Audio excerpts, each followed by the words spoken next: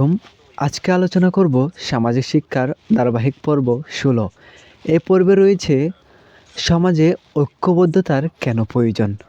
এই সমাজে ঐক্যবদ্ধতার কেন প্রয়োজন এটা আমি আপনাদেরকে বাস্তবে এখন যে জিনিসটা সবচেয়ে জনপ্রিয় মাধ্যম অনলাইনের মধ্যে সেটা হচ্ছে গুগল।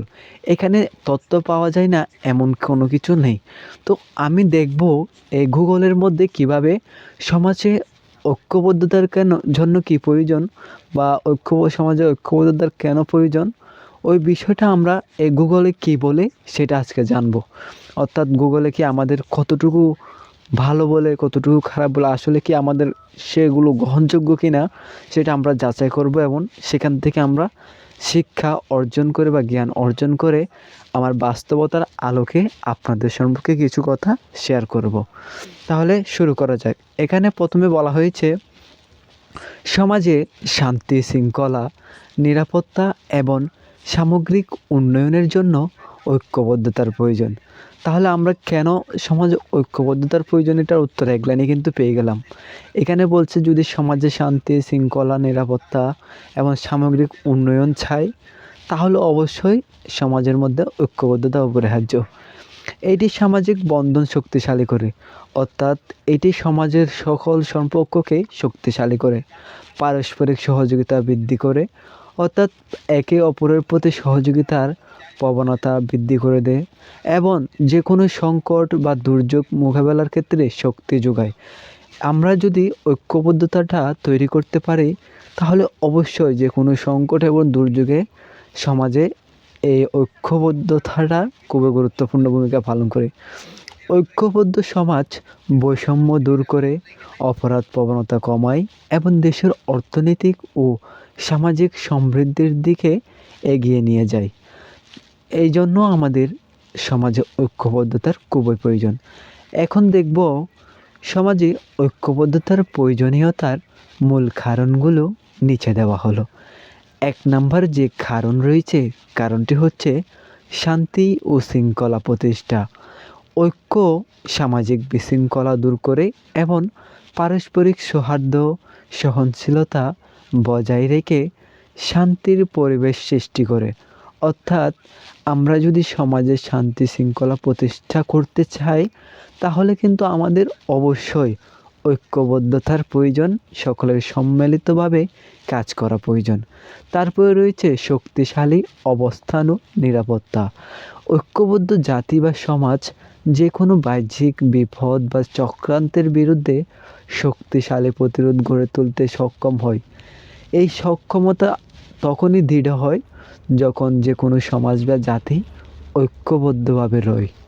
তারপরে রয়েছে উন্নয়ন ও অগ্রগতি, অর্থাৎ সমাজে ঐক্যবদ্ধতা শুধু এই শান্তি শৃঙ্খলার মধ্যে নয়, এটি কিন্তু সম্পদ ও মেধার সঠিক সমন্বয়ের মাধ্যমে সমাজ ও রাষ্ট্রের দ্রুত অর্থনৈতিক ও অবকাঠামোগত উন্নয়নও নিশ্চিত করে থাকে।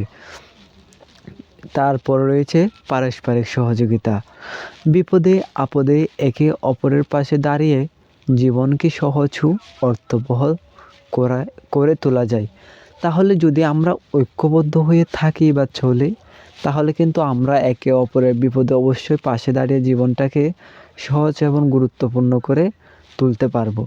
তারপর রয়েছে সমস্যার সমাধান, অর্থাৎ পারিবারিক বা সামাজিক কোনো সমস্যা বা মতবিরোধ দ্রুত সমাধান করা যায় যদি সমাজের মধ্যে ঐক্যবদ্ধতা থাকে। তারপর মূল কথা হচ্ছে ঐক্যই শক্তি, অর্থাৎ এই আদর্শকে ধারণ করে সমাজকে সামনের দিকে নিতে এবং ভ্রাতৃত্ববোধ বজায় রাখতে ঐক্যের কোনো বিকল্প নেই।